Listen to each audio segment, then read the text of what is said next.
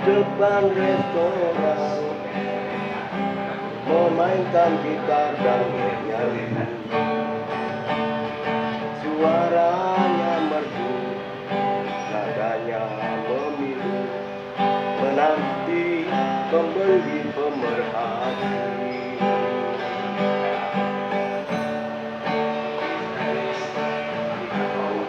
Di sini semua teratasi, gairah musisi yang mati,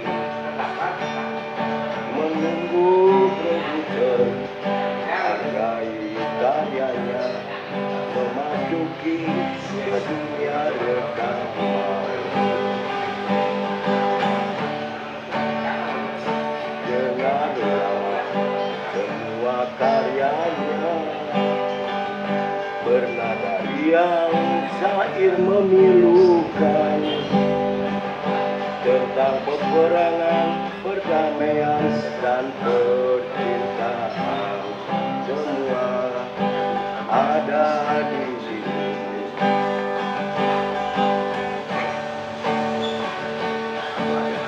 Nasib pengamen bukanlah di sini, kepintaran bukan jaminan.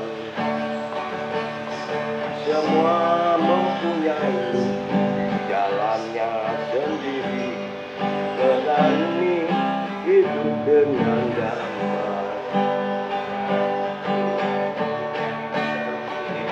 Dengarlah semua karyanya, bernada riang, syair memilukan, tentang peperangan, perdamaian, dan percintaan. Semua ada di